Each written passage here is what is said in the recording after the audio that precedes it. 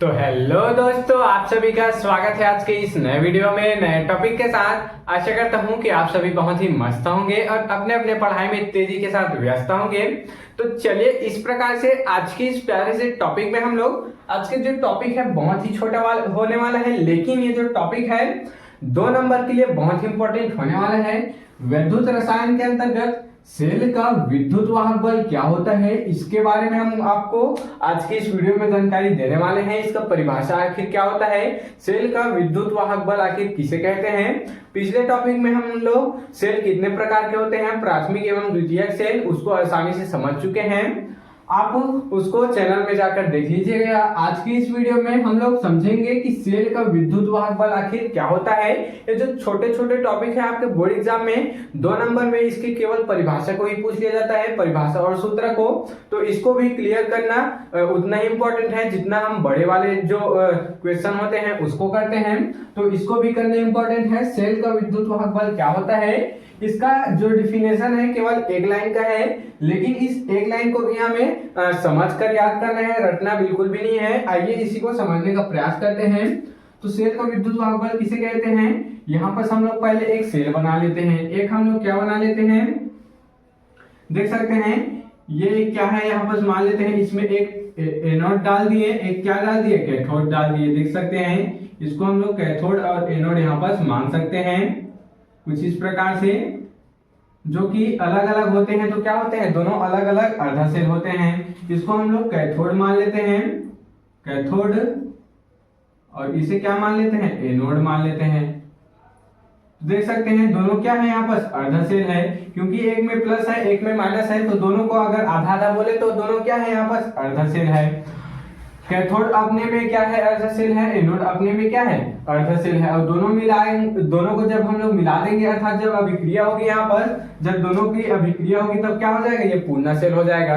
अब हमें समझना क्या है, समझना है सेल का विद्युत वाहक बल आखिर कहते किसे हैं। तो ध्यान देंगे, यहाँ पर ध्यान देंगे, इसमें क्या बोला जा रहा है, दो अर्ध सेल अभिक्रिया का, अर्थात यहाँ पर क्या करेंगे, दो अर्ध सेल अभिक्रिया करेंगे। तो यहाँ पर सूत्र को यहाँ पर लिखने का प्रयास करते हैं, अर्थात जो परिभाषा है उसको सबसे पहले समझने का प्रयास करते हैं। तो लिखेंगे यहाँ पर दो अर्ध सेल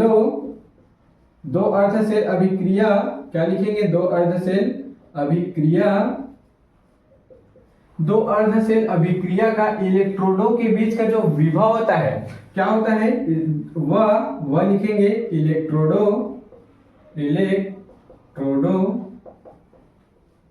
के बीच क्या है,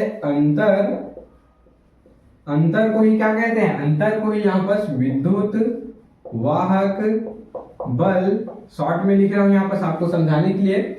ध्यान देंगे परिभाषा क्या है, यहीं से आपको क्लियर हो जाएगा, यहीं से क्लियर हो जाएगा, इधर देखने की आवश्यकता नहीं पड़ेगी।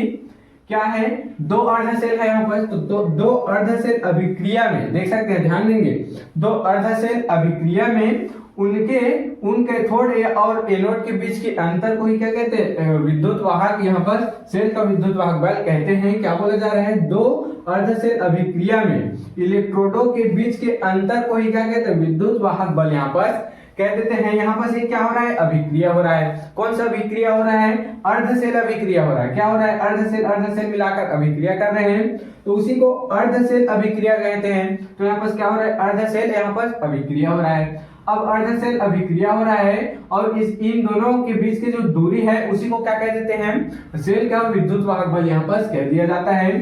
तो ध्यान देंगे यहाँ पर परिभाषा क्या बोला जा रहा है, दो अर्ध सेल अभिक्रिया में उन दोनों अर्ध सेल के बीच के अंतर को ही विद्युत वाहक बल, अर्थात सेल का विद्युत वाहक बल यहाँ पर कह दिया जाता है। एक बार और ध्यान देंगे, क्या बोला गया, दो अर्ध सेल अभिक्रिया के व उसके इलेक्ट्रोडों के बीच के अंतर को ही सेल का विद्युत वाहक बल यहाँ पर कह दिया जाता है। आशा करता हूं, उम्मीद करता हूं क्लियर हो गया होगा परिभाषा क्या है।